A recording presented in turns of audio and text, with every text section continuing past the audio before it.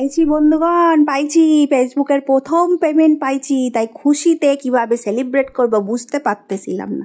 তাই ভাবলাম এর থেকে ভালো অপশান আর হয় না সেলিব্রেট করার। প্রচুর সময় বরবাদ করার পরে আমি ফেসবুকের প্রথম পেমেন্ট পাইছি। তাই ভাবলাম একটু মন্দিরে গিয়ে পুজো টুজো দেই। আর এই মন্দিরটা আমার খুবই পছন্দের, কারণ কি মন্দিরটায় শান্তি করে পুজো দেওয়া যায়। আর আমার মাইয়ারে দেখুন কত সুন্দর খেলাধুলা করতেছে। মানে এমন একটা জায়গায় যাইতে হইবে যেইখানে বাচ্চারাও একটু সময় কাটাতে পারে, আপনিও একটু শান্তি করে ভগবানের দর্শন করতে পারেন। অনেক বয়স্ক মহিলারাও এসছে, অনেকে আবার ফটোশ্যুট করতেও আইছে। আমার মাইয়া তো খুব খুশি, বাবাল ফুলায়। আর এই বাবালগুলো দেখলে আমার মনেও বেশ বাবাল ওঠে আর কি। মানে বেশ খুশি লাগে মনটা। ওই দেন ফটোশ্যুট চলতেছে। সবাই এখানে মনের খুশিতে আনন্দ করতে পারে, কারণ এখানে ভিড়ভাড়টা একটু কম। তো ওই যে হচ্ছে মায়ের দর্শন পেলাম আর মাকে শান্তি করে পুজো দিতে পারলাম। কিন্তু তারপরে আমি যতটা শান্তি করে পুজো দিতে পেরেছি তারপরেই হয়ে গেছে ভিড়। তাই এই ধূপকাঠি মোমবাতিগুলো একটু বাইরে থেকেই জ্বালানোর চেষ্টা করবেন। অনেকে তো পারলে ওই অসুরের মুখে ধূপকাঠি গুঁজে দিচ্ছে, কেউ আবার মোমবাতি দিয়ে মায়ের আঁচল জ্বালিয়ে দিচ্ছে। মানে কি বলবো, এই সব লোকের তো অভাব নেই। তাই মোমবাতি ধূপকাঠির ব্যবস্থা বাইরে করা হইতেছে, সেইখানেই মোমবাতি ধূপকাঠিগুলো অবশ্যই দয়া করে লাগাবেন। যাই হোক, ভেতরে সবাই শান্তি মতো একেবারে সুন্দর করে পুজো দিতেছিল। আর আমি এখানে বাইরে থেকে মাকে একটু মন ভরে ডাকলাম যে মা, এই যে সুন্দর মতো আমি এই সময়গুলোকে নষ্ট করিতেছি, এগুলোকে নষ্ট হইতে দিও না। তারপরে সুন্দর করে চারিপাশে একটু প্রদক্ষিণ করার জায়গা রয়েছে, মন চাইলে করবেন। আর ধূপকাঠি মোমবাতি রাখার পর এবার আমরা বসে আছি এখানে একেবারে মন্দিরের সামনে। চুলগুলো ভেজা ছিল আমার, স্নান করে গেছিলাম তো। এদিক দিতেছে সুন্দর হাওয়া। এত গরমের মধ্যে এত সুন্দর একটা মেঘলা ওয়েদার পাইছিলাম যে কি বলবো। মন্দিরের চারপাশটা একদম কালো মেঘে ঢেকে গেছিল, কিন্তু বৃষ্টি হয় নাই। এত সুন্দর আমরা দিন কাটাইছি যে কি বলবো। তারপর ভাবলাম একটু গঙ্গার ঘাট থেকে ঘুরে আসি। যেরম ভাবা সেরম কাজ। গঙ্গার ঘাটে এসে দেখি কেউ স্নান করতেছে, কেউ বসে আছে। একটা মেঘলা সুন্দর দিন, আর গঙ্গার ঘাটে আসুম আর জল নিমু না তা কি হয়। তাই বর্ডারে পাঠাই দিয়ে জল নিয়ে আইছি।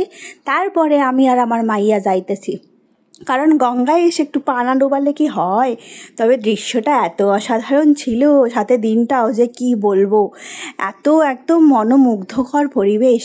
বেশ ফাঁকা ছিল আর পরিষ্কার পরিচ্ছন্ন তো অবশ্যই। দেখুন আমি কতটা কাছে, আর গঙ্গার ঘাটটা কতটা পরিষ্কার। একটু স্লিপ তো হয়, কারণ জলের ব্যাপার, তাই জন্য একটু পাগুলোকে সাবধানে ফেলে যাবেন।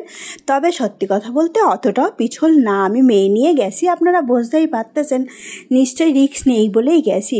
তবু সাবধানতার তো মান নেই। তাই গঙ্গায় এসে একটু পা ডোবাবো না, একটু মাথায় জল ছেটাবো না, এটা কি হয়? মানে এই লোভটা সামলানো যায় না। আমার মাইয়া তো বিশাল খুশি, বলতেছে লাইফ জ্যাকেট পরে নাকি গঙ্গায় সুইমিং করবে, ভাবা যায়। তো সবাই ওখানে স্নান করতেছিল, আমাদের এদিকে পেটে চুহা ডাউন মারতেছিল। তাই আমরা ভাবলাম উঠে আসে খাইতে যাই।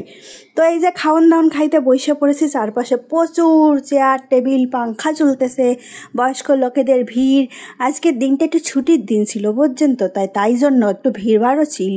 তো এখান থেকে শুরু করে লম্বা করে লাইন। আর এই বাচ্চাগুলোকে চটকানোর একেবারে সুযোগ কেউ হাতছাড়া করবেন না, যত খুশি চটকায় নেবেন।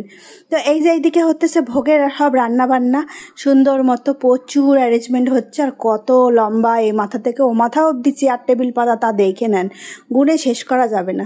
মায়ের ভোগ লাগার পরে সেই ভোগ চলে এসেছে, বাসন্তী পোলাও, আলু ভাজা, পটল ভাজা। আর এই পোলাওয়ের যে কি স্বাদ, তার তুলনা মানে কোনোভাবেই হয় না। এরম স্বাদ আপনি বাড়িতে যতই ঘি তেল মশলা যা খুশি ঢেলে ফেলেন না কেন, কোনোদিনও হইবে না। যাই হোক, মায়ের নাম করে প্রসাদ মুখে তুললাম। আর মাকে একটাই বললাম যে এই যে সময়গুলো আমরা নষ্ট করতেছি ফেসবুকে, সবার সেই সময়গুলো দাম দিও মাগো। যাই হোক, তারপরে গরম ভাতের ওপর পড়ে গেল পাতলা ডাল আর ঢেঁড়স আলুর তরকারি। ডালটা পাতলা হলে কি হবে, ঘিয়ের গন্ধে মম করছে। আর এই চালের ভাতের সঙ্গে ওরে স্বাদ, এ স্বাদ ঘরে আপনি যত ভালোভাবে খুশি রান্না করেন, এরম স্বাদ আপনি কোনোদিনও আনতে পারবেন না, কেউ আনতে পারবে না। একমাত্র মায়ের ভোগ ছাড়া এরম স্বাদ পাওয়া খুবই দুষ্কর ঘটনা। তো যাই হোক, আমার মেয়েও সুন্দর মতো খেয়ে নিচ্ছে। ও নিজে হাতে খাইতে পারে না, তবু দেখুন কত সুন্দর খায় নিছে। মানে বুঝছেন এই নিরামিষ রান্নার কতটা টেস্ট হয়। তো তারপরে একের পর এক আমাদের পাতে তরকারি আইতেছিল। এইবার আইছিল আলু পটলের তরকারি। এই তরকারিটা অসাধারণ। আপনি একটু যদি বেশিও খেয়ে ফেলেন, অবশ্যই খেয়ে ফেলবেন, তবুও কষ্ট হবে না। তারপরে চলে এসেছিল চাটনি আর একদম সুন্দর মতো পায়েস। এত ভালো লেগেছে যে সবাই একেবারে থালা চেটে পুটে খেয়ে শেষ। আমার বর একটু পায়েস খেতে বেশি ভালোবাসে, তাই ডবল করে চেয়ে নিয়েছে। যত খুশি যাচাই খাওয়ার খাও। দেখুন সবার থালা পরিষ্কার, সুন্দর পরিষ্কার। যাই হোক, এবার বাড়ি যাওয়ার পালা। মাঝখানে একটু ছিটে ফোঁটা বৃষ্টি হয়ে গেছিলো, তাই ছাতাটাকে সুন্দর মতো আবার রোদে শুকায়েও নিলাম। এখন যাব বাড়ি। আর বেশ ভালোই দিনটা কাটলো। আর বাড়ি আসার পর তারপরে শুরু হয়েছে বৃষ্টি। ভগবানও চাইছিল না আমরা ভিজি, তাই বাড়ি আসার যেই নাকি রুমে ঢুকলাম অমনি ঝমঝমিয়ে বৃষ্টি। এই যে সুন্দর একটা রোমান্টিক ওয়েদার হয়ে গেছে। ওই যে বললাম না, ঘরে ঢোকার সঙ্গে সঙ্গে বৃষ্টি। যাই হোক, আজকের মতো